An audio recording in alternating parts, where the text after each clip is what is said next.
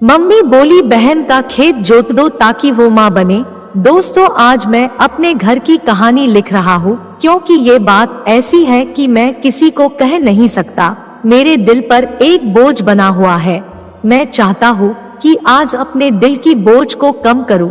मैं 21 साल का हूँ और मेरी एक बहन है कुसुम, जो कि 26 साल की है। मेरे घर में मैं, मेरी मम्मी और मेरे पापा तीनों रहते हैं। कुसुम दीदी की शादी हो चुकी है, वो अपने ससुराल में रहती है। मैं दिल्ली में रहता हूँ और कुसुम दीदी गाजियाबाद में रहती है। दीदी के शादी हुए 4 साल हो चुके हैं, पर अभी तक कोई बच्चा नहीं हुआ था। पर आज मेरी माँ के कहने पर मैंने अपने दीदी को माँ बनने का ख्वाब पूरा किया है। आज मैं आपको यही कहानी बताऊंगा। आपको थोड़ा अटपटा तो लगेगा, पर ये 100% सच है। मेरा नाम रविश है। मैं अभी पढ़ाई कर रहा हूँ। घर में पापा मम्मी हैं, दोनों जॉब में हैं। एक दिन की बात है, रात में कुसुम दीदी का फोन आया। माँ छत पर जाकर करीब 1 घंटे बात की, फिर जब नीचे आई तो रोने लगी। मुझे कुछ भी समझ नहीं आ रहा था। वो पापा को कमरे में ले गई और सारी बात बताई। मुझे उस समय तक कुछ भी नहीं पता था। बस बाहर आकर मुझे बस इतना बोली कि कल तुम्हें कुसुम दीदी के घर जाना है, उसको लाने के लिए। कुसुम दीदी दूसरे दिन शाम को आ गई। कुसुम दीदी जब कुंवारी थी, और सच पूछिए कि जब वो जवान हो रही थी तब मुझे उनको छूने का मन करता था। मैं कई बार उनको देखा जब वो कपड़े चेंज कर रही होती थी। तब मैं किसी ना किसी बहने कमरे में जरूर जाता जब कभी दरवाजा खुल होता था, क्योंकि मेरी दीदी बहुत ही खूबसूरत है। इतनी अच्छी है कि कोई भी आदमी देखेगा तो मेरी दीदी को पसंद करेगा। मैं भी करीब 3 साल तक उनके बारे में सोचकर मैंने 61-62 मारा था। मुझे उनके साथ प्यार करने का मन करता था। कई बार तो सोचा कि बोल दूं, पर मुझे बहुत डर लगता था कि कहीं वो माँ को बता दे तो क्या होगा। ये अरमान तो अरमान ही रह गए थे। रात को जब वो सो जाती थी तो कभी कभी उनके छू लेता। तो कहने का मतलब है कि मैं पहले से ही अपने बहन का आशिक था, पर कुछ कर नहीं पाया था। जब 3-4 दिन हो गया तो मैंने पूछा कि माँ, दीदी को क्यों बुलाए हो, वो भी इतनी जल्दी बाजी में। तो माँ कहने लगी कि उसका तुम्हारे जीजा के साथ लड़ाई हो रही थी आजकल, इसलिए मैंने सोचा कि चलो उसका दिल बहल जाएगा। फिर कुछ दिन के बाद एक दिन माँ मुझे पार्क में ले गई और बोली, देख बेटा, पापा आज नहीं है, इसलिए तुमसे एक बात कह रही हूँ। ये घर की इज्जत है, घर में ही रखना। इस काम में पापा को कुछ भी पता नहीं चलनी चाहिए। तो मैंने माँ से कहा कि माँ, कौन सी ऐसी बात है जो आप कह रहे हैं? आपके लिए तो मेरी जान हाजिर है, आप मुझे बताओ प्लीज। तो माँ कहने लगी, मुझे कुसुम ने बताया है कि वो अपने पति से माँ नहीं बन सकती, दिक्कत उसके पति में है। पर इस बात को उसके ससुराल वाले नहीं मान रहे हैं, कहते हैं दिक्कत कुसुम में है। तू अगर चाहता है कि तेरी माँ और तेरी बहन अगर खुश रहे तो तुम्हें एक काम करना पड़ेगा। मैंने कहा, मैं क्या कर सकता हूँ? जब दिक्कत उसके पति में है तो उसका इलाज करवाना चाहिए। तो माँ बोली, वो इलाज नहीं करवाना चाहता है, वो तेरी बहन की सौतन लाना चाहता है। तो मैंने कहा, माँ हो सकता है, दिक्कत दीदी में हो सकती है। तो माँ बोली, दीदी में कोई दिक्कत नहीं है। मैंने कहा, आपको कैसे पता? तो माँ बोली, मुझे पता है। मैंने कहा, कैसे? तो माँ बोली, मैंने इसका एक बार एबॉर्शन करवा चुकी हूँ। मैंने कहा, एबॉर्शन दीदी का? बोली, हाँ, जब वो कुंवारी थी तभी वो ट्यूशन वाले सर से रिश्ता बना ली थी और प्रेग्नेंट हो गई थी। मैं तो सन्न रह गया। मैंने सोचा, बताओ, जिंदगी भर में एक सत कर काम चलाया और कोई मेरी बहन को गर्भवती कर दिया। माँ बोली, क्या सोच रहे हो बेटा?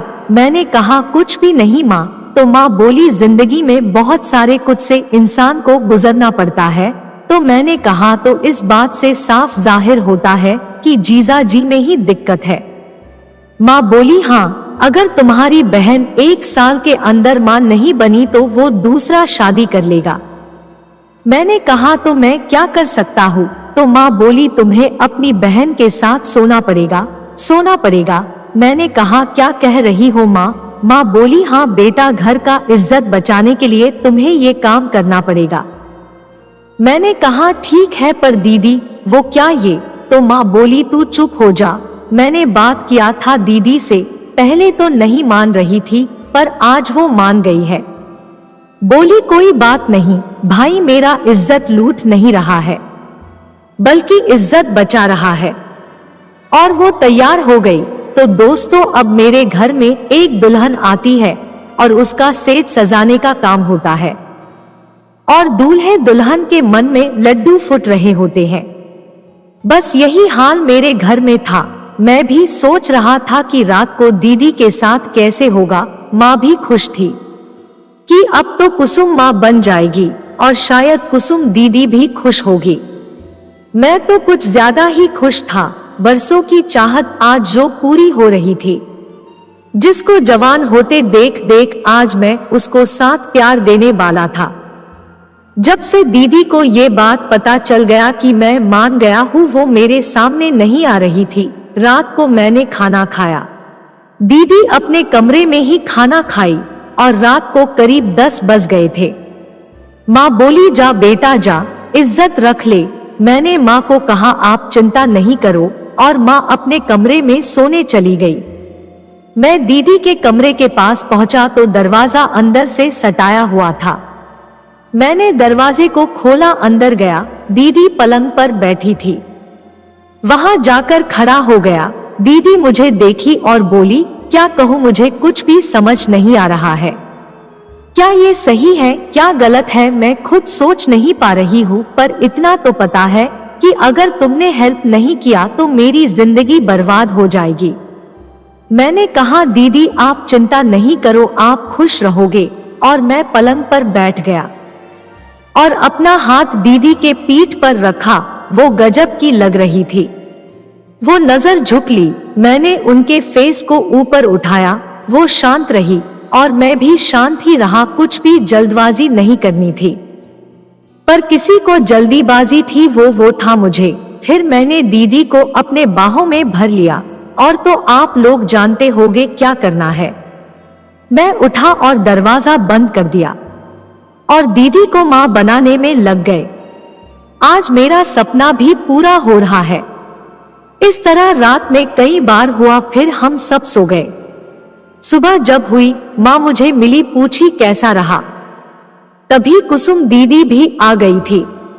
मैंने कहा, मुझसे क्या पूछती हो, आप इन्हीं से पूछ लो। दीदी बोली, बहुत अच्छा रहा, आज तक ऐसा नसीब नहीं हुआ था। माँ बोली, बस मेरा अरमान पूरा हो जाए और तेरा घर बस जाए, मेरी तो यही तमन्ना है। फिर क्या था दोस्तों, दीदी यहाँ 10 दिन तक रही और जितना हो सका मैंने उनके साथ प्यार किया। फिर जीजा जी आ गए दीदी को वापस ले जाने के लिए और दीदी चली गई। दीदी का फोन आया करीब 20 महीने बाद। माँ पूछी, क्या हाल है? तो दीदी बोली, खुशखबरी है, आप नानी बनने वाले हो। और दीदी मुझे थैंक यू कहा। फिर दीदी ने नवंबर में एक बच्चे को जन्म दिया। आज दीदी माँ बन चुकी है और उसके ससुराल वाले खुश है और मेरे घर वाले भी खुश है। दोस्तों, कहानी कैसी लगी कमेंट करें और चैनल को सब्सक्राइब कर दे। धन्यवाद।